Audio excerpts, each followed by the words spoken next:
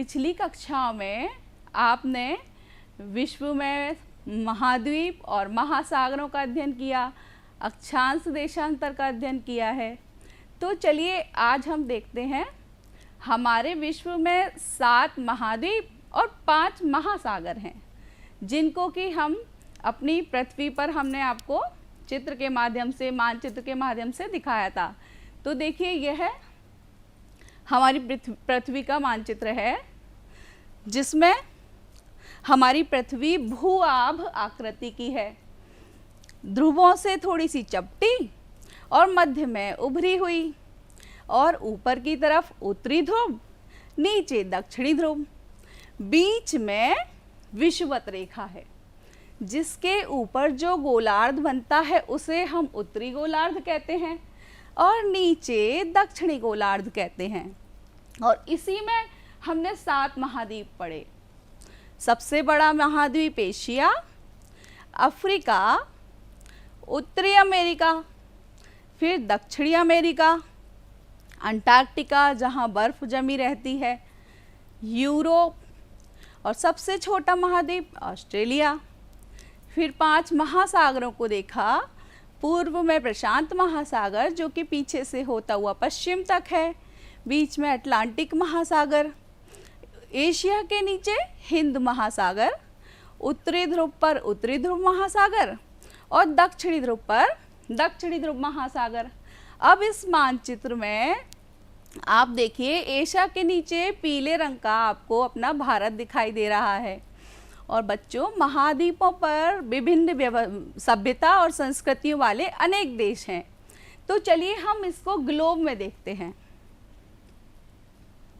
यह देखिए हमारी पृथ्वी गोल है, ये बीच में एक विषुवत रेखा जा रही है, ऊपर उत्तरी ध्रुव, नीचे दक्षिणी ध्रुव, और ऊपर आधे भाग को हम उत्तरी गोलार्ध कहते हैं, नीचे दक्षिणी गोलार्ध कहते हैं।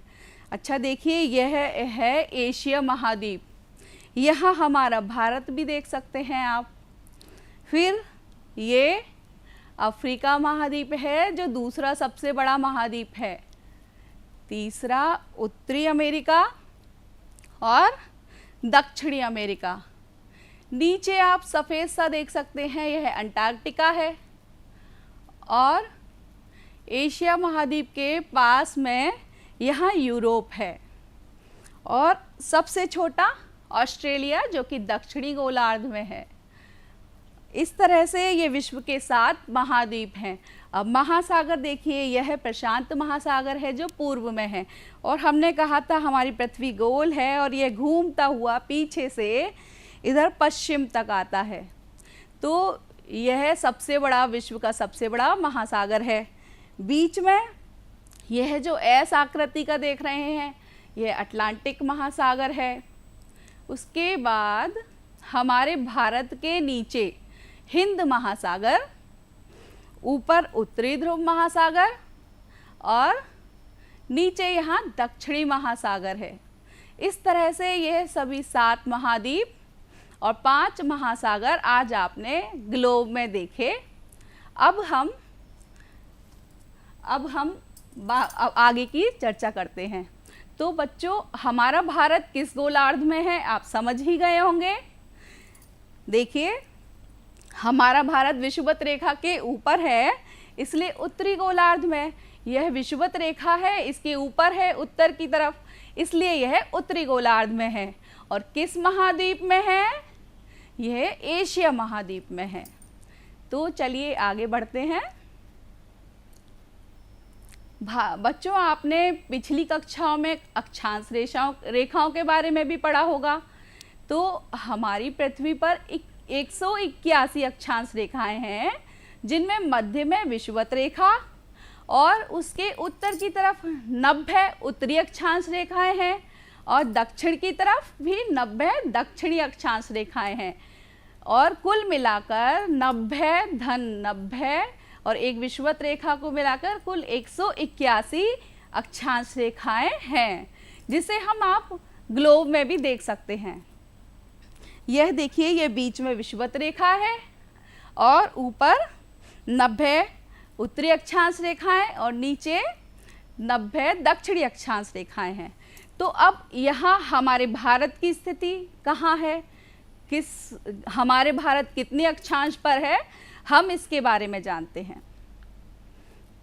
देखिए बच्चों, हाँ, विषुवत रेखा के उत्तर में 23.5 डिग्री, जिसको हम 23 अंश 30 मिनट उत्तरी अक्षांश में कर्क रेखा है, जो कि हमारे भारत को बीच से काटती है, लगभग बीचों बीच से होकर गुजरती है। अब हमारा भारत है, यह देखिए, यह है भूमध्य रेखा। भूमध्य रेखा के ऊपर उत्तरी गोलार्ध में है और भारत दक्षिण से उत्तर की तरफ, दक्षिण में 8 अंश 4 मिनट, भूमध्य रेखा से 8 अंश 4 मिनट उत्तरी अक्षांश से होकर ऊपर 37 अंश 6 मिनट तक हमारा भारत का विस्तार है।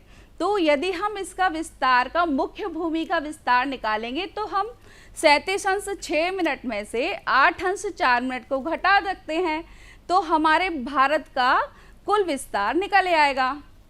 तो यह देखिए, 37 अंश 6 मिनट को 8 अंश 4 मिनट से हमने घटाया, तो 6 में से 4 घटाएंगे तो 2 मिनट, और 37 में से 8 घटाएंगे तो 29 अंश। तो हमारे भारत का दक्षिण से उत्तर का जो विस्तार है वो 29 अंश 2 मिनट है, जो कि आज आपने निकालना सीख लिया। चलिए अब आगे बढ़ते हैं।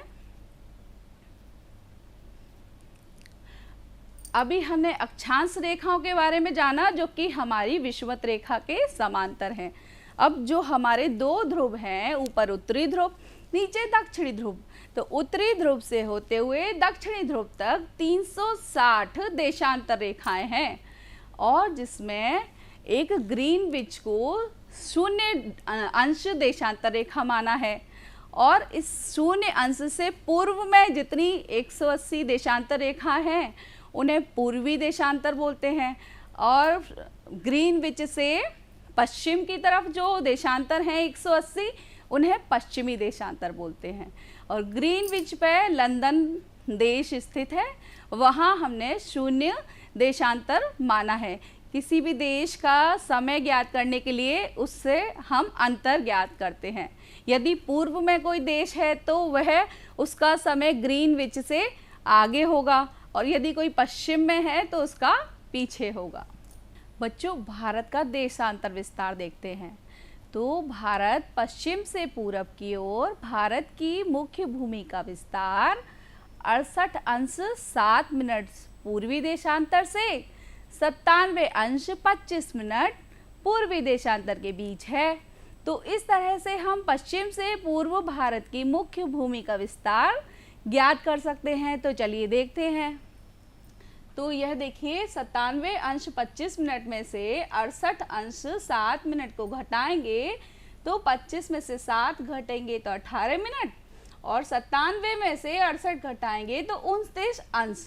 तो हमारा भारत का पश्चिम से पूर्व की ओर मुख्य भूमि का विस्तार 29 अंश 18 मिनट है। तो चलिए इस नक्शे में देखते हैं। यह बच्चों देशांतर रेखा है, जो ग्रीनविच को हमने 0 देशांतर माना है। तो इससे 68 अंश 7 मिनट से हमारे भारत का विस्तार 97 अंश 25 मिनट तक है। और इसी तरह से हमने अक्षांश रेखा में भी बताया था 8 अंश 4 मिनट से 37 अंश 6 मिनट तक है। तो यह हमारे भारत की वास्तविक स्थिति है।